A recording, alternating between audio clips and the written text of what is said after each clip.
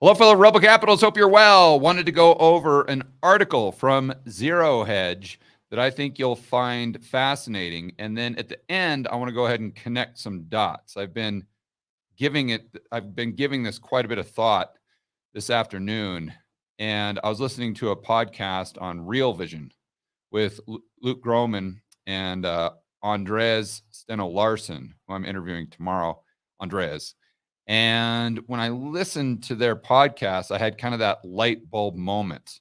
And I think this Zero Hedge article kind of ties it all in. I want to be very clear. I'm not making a prediction, and I'm not saying that this is actually what's happening when we get into the article.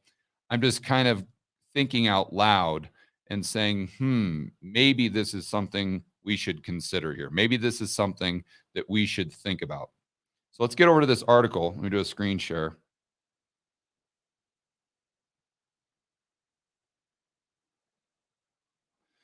And we're going to fire over to Zero Hedge. Title of the article is Dutch Farmers Prepare to Fight Government Overreach by Gaining Financial Freedom with Bitcoin. Okay.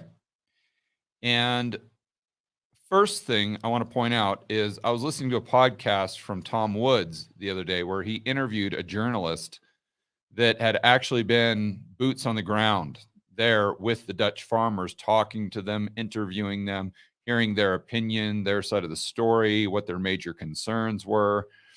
And what he pointed out, and what's hard for a lot of Americans to grasp, is that the farmland most of them own has been in their family like literally hundreds of years, like longer than the United States has been a country. And to them, this isn't just about farming. This is about their entire lineage. And their big concern is that above and beyond them not being able to farm and provide for their family and being completely put out of business and their lives destroyed, above and beyond that, what they think is happening is the government, and maybe under the influence of the Davos types, is intentionally trying to put them out of the business, using climate change as kind of the smokescreen or just the narrative to get that job done. And they believe, or one of their, I don't want to say they all believe because it's painting too broad of a brush, or too broad of a stroke, I should say.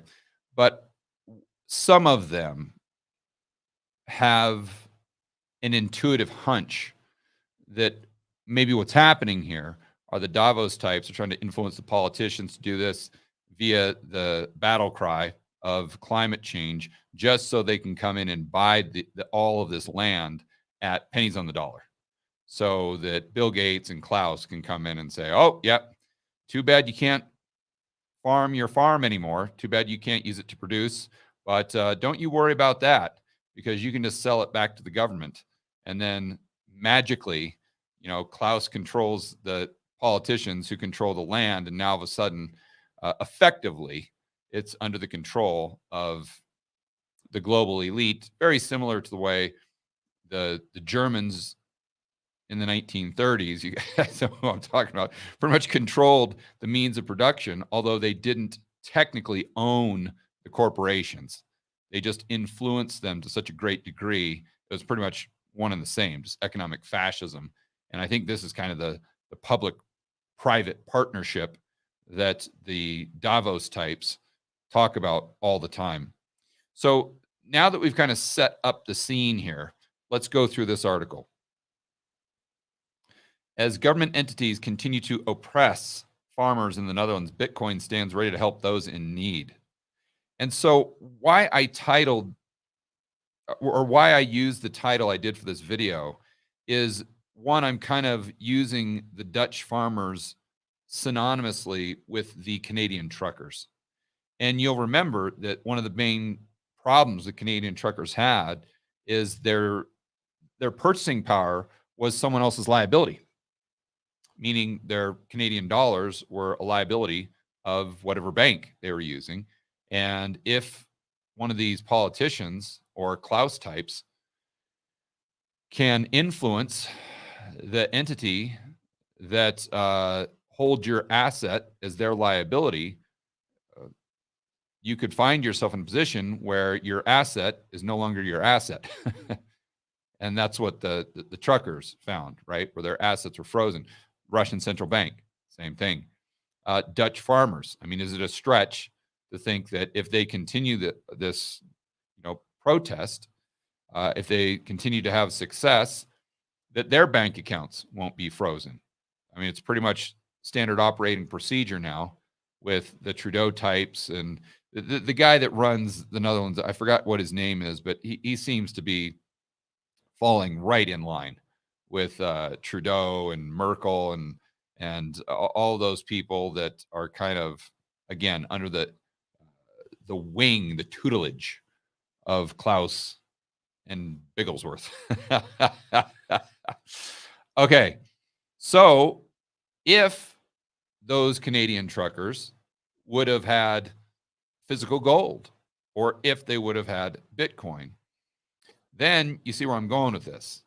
Now, all of a sudden, we as citizens who value liberty and freedom and want to push back against the authoritarians, we could have transferred them purchasing power without having to rely on the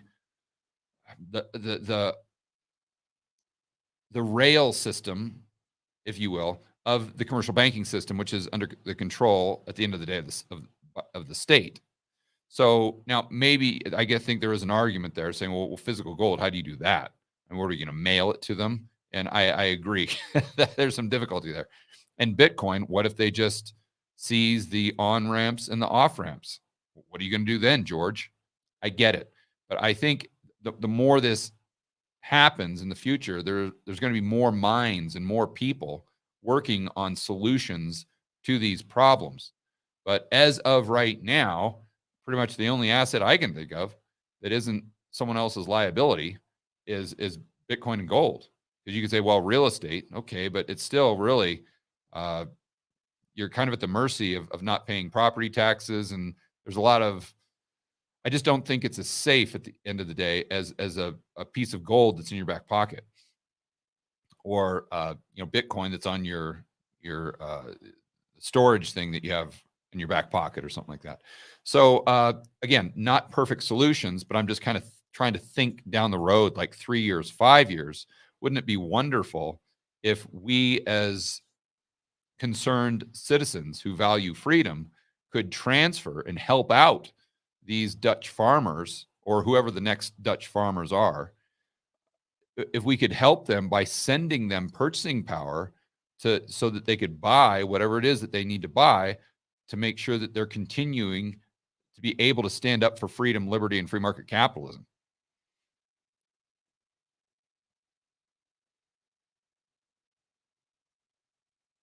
And that's one of the reasons why I say, the price of Bitcoin really isn't it isn't even close to the most interesting thing about Bitcoin for me personally. I know most people that are in Bitcoin and even that aren't in Bitcoin, that's all they focus on, where the price going. And okay, it's fun to think about, but again, that's like last in line as far as what I think about when I try to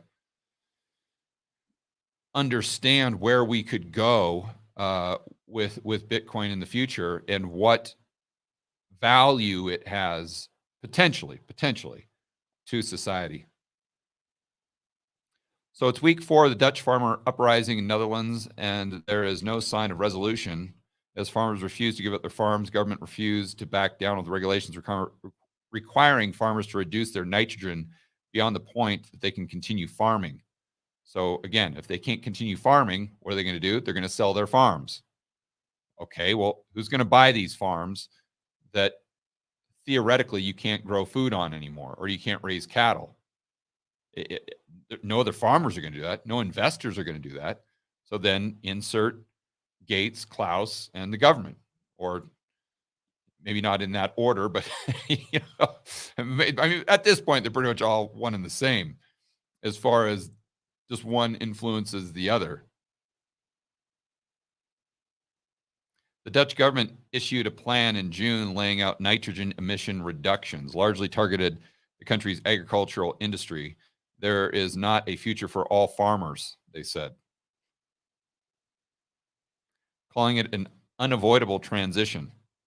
And again, remember, guys, one of the red flags and one of the truth serums that we have is to ask ourselves how you would quantify success. If we were all sitting in a room with one of these Dutch politicians or with anyone in this article that's saying that, oh, sorry, Dutch farmers, you lose. If we asked them, how would you quantify success?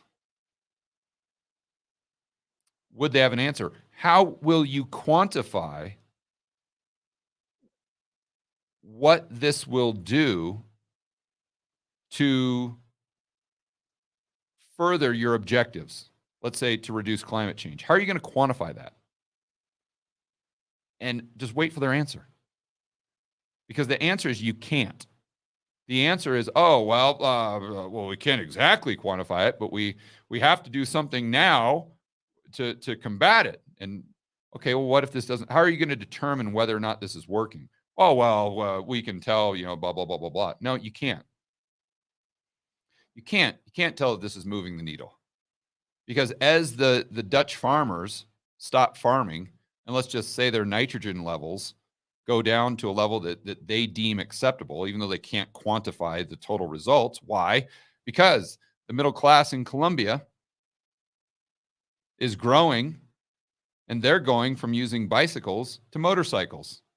So while the Dutch farmers are getting screwed and the politicians are giving you these mandates, basically, that have no quantifiable way to determine success or not, you've got people in all these emerging markets that are rising up, and as they're rising up out of poverty, they're using more fossil fuels. So you see where I'm going with this. So, I mean, the Dutch government could be doing something that on net balance, it doesn't even matter. And this is how you can tell that they don't care about the environment. They don't care about climate change. They don't care about anything other than usurping power and control. This is an agenda. This is not, and the agenda has nothing to do with climate change, even though they say it does.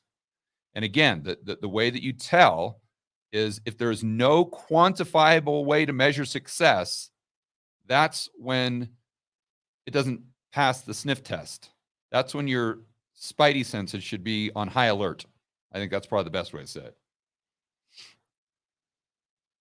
So the politicians and the Davos types are saying this is an unavoidable transition. The government mandated reductions in emissions of up to 70% in many areas close to protected land and as high as 95% in others. The plan in practice means in certain areas, farmers have to reduce their nitrogen emission by 70%, said climate change researcher.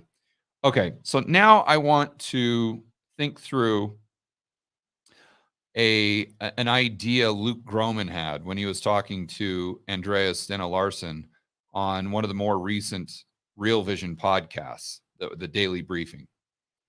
And Luke was talking about this idea that the Treasury was, and this was not his base case, I want to be clear. He was just kind of throwing out the idea and saying, okay, there's probably above a 0% probability that this may be happening. But he said that we could see the Treasury weaponizing the Fed. Those were the words he used. Why? Because you see us the West trying to sanction Russia and do all these things to push back against Putin and blah, blah, blah, blah, blah. Are they working? Doesn't look like it to me. It looks, and you could argue that sure, it's hurting the Russian economy. Okay, is it not hurting the European economy? Is it not hurting the U.S. economy? I mean, to what degree? I mean, are we going to sit here and say that it's hurting the Russians more than the Europeans? Really? Maybe, maybe not. But Luke's point is it's very tough to use sanctions against Putin because he's got the balance sheet capacity. They got 7% debt to GDP.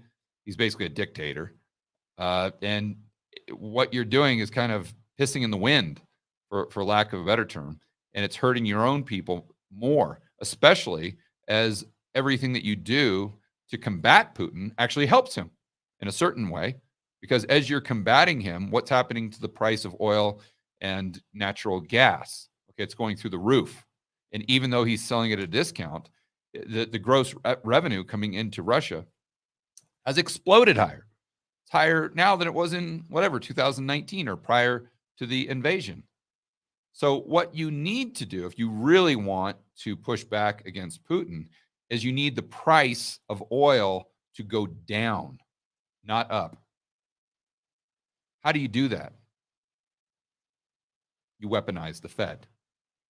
So what happens is there's something, and I'm sure you guys have heard me talk about this on my whiteboard videos, as far as an interest rate differential. So if the Fed is raising rates and the ECB is lowering rates or keeping rates at zero or not raising rates at the same pace, this is going to be wildly bullish in the short term for the dollar. You know, same thing, ECB. I mean, insert the central bank. So this is one of the dynamics that we've seen at play recently that has taken the dollar up to, say, 107 on the DXY. Okay, the higher the dollar goes against your local currency, the more economic pain that inflicts, especially if you're a country that's got a lot of dollar-denominated debt. I mean, I would use Colombia as a perfect example there. So if you look at their government debt to GDP, 35% of their overall debt is denominated in dollars. So that's not good. And that's one of the reasons why you've seen the peso go from whatever it was, 3,800 to maybe 4,500, something like that. So if the Fed continues to raise rates, then this weaponizes the dollar to a certain degree because it wipes out a lot of economic output in these emerging markets and other countries. Okay. Well, Luke also pointed out that in the past couple of years, we've made this transition to where the largest consumer of energy is not the West. It's actually the emerging markets. See where I'm going with this? So if you can weaponize the Fed to continue to raise rates, which theoretically makes the dollar continue to go up, you destroy the economies of all these emerging markets that are doing what? Using fossil fuel. And less demand that you have there, what does that do to price? Brings it down. So I think, and I don't want to put words in Luke's mouth, and he didn't articulate this view in detail, but this is kind of what I gathered from listening to that. And one of the things that really, well, another light bulb that kind of went off is I remember seeing on CNBC Janet Yellen coming out and now all of a sudden saying that we should just do business with quote unquote friendly countries, pretty much saying the exact same thing that Putin is saying. I'm like, wait a minute, what does Janet Yellen have to do with any of that? She's the Treasury Secretary. Why? What does she have to do with with our policy towards Putin or Ukraine or anything? I mean, come on, right? So it's like, well, wait a minute here. Is she starting? Oh, not starting. Is she getting neck deep in all of this political rhetoric regarding Ukraine and Russia? Well, why? Well, there you go. Maybe the Powell, Yellen, all of them are trying to create this environment where we bring Putin to his knees by bringing all the emerging markets to their knees, by reducing demand for what Putin is selling, and therefore reducing his revenues. Basically, the Treasury weaponizing the Fed, or Janet Yellen weaponizing the Fed, or Biden administration, or maybe Klaus through Biden administration, through Yellen, through Powell, weaponizing the Fed. You see? Because if all these emerging markets start having economic problems, well, then what happens? Well, you've got all these corporations that are going to be far more susceptible to being influenced, let's say. And then they're going to try to get those dollars they need. Well, what if there's no swap line? What if they can't get the dollars? Who's the lender of last resort? Oh, that's right. It's the IMF. How could we forget? So what happens is the emerging markets have problems, and then you get all the assets in the emerging markets. Either they sell for pennies on the dollar to who? I don't know. Whoever's standing at the door with cash. I don't know, maybe Bill Gates. I'm just throwing it out there, right? And again, I'm not saying this is what's happening. I'm just saying this is interesting to kind of think about. So they're selling everything, fire selling, and maybe it's harder for them to grow food. Maybe you have all of these types of crazy policies we're seeing in the Netherlands implemented in other. I know for sure they're being implemented, or regulations like the policies like this are being implemented in New Zealand, because I talked to Chris McIntosh about it. He's been talking about this for a year and a half now. And so you see how we could be going into this setup by the Fed raising rates, making the dollar increasingly stronger, where there's going to be a lot of entities around the United States, or excuse me, around the world, that are going to want to sell their assets, the means of production, the means to produce food, i.e. farmland, at pennies on the dollar. And so I don't know if it's just the Treasury weaponizing the Fed.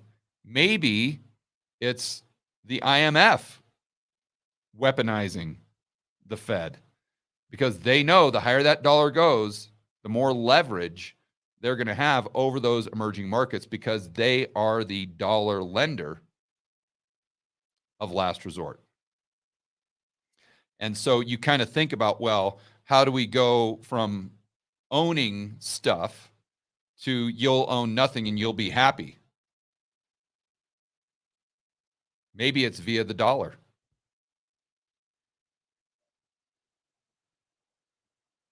Maybe it's via the Fed.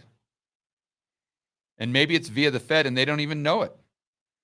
Maybe they're just a useful idiot in the whole scheme. I don't know. Again, I want to be very, very clear. I'm not saying this is what's happening behind the scenes. I'm just saying it's, once I heard Luke talk about that, and then, understanding what I understand about how the IMF works and how the Fed works and what happens with the dollar and the global dollar denominated debt and what happens with the emerging markets and how this puts them into a squeeze, and what's happening with the Dutch farmers and how they're getting all this pressure from the politicians, and they're getting pressure from the World Economic Forum, and they're trying to get them to sell potentially for pennies on the dollar. And this is the exact same thing that would happen if the dollar increased in all these emerging markets. And let's remember, what are the three objectives to the Davos types, the global elites? I've gone over this in my live presentations over the past few months and on these videos. Number one is to reduce energy use globally. Number two, reduce population growth globally. Number three, usurp power, control, and wealth. So if you're trying to reduce 1 and 2, where's a target-rich environment? Well, it's all these countries that are growing, that are continuing to use more and more fossil fuels, and where the demographics are good and where they're prone to have more children. That'd be the emerging markets. And those would be the areas that would have the most problems with the Fed raising rates, increasing the interest rate differential, and taking the dollar up with it. It's food for thought. All right, guys, enjoy the rest of your evening. As always, make sure that you're standing up for freedom, liberty, free market capitalism. We'll see you in the next video.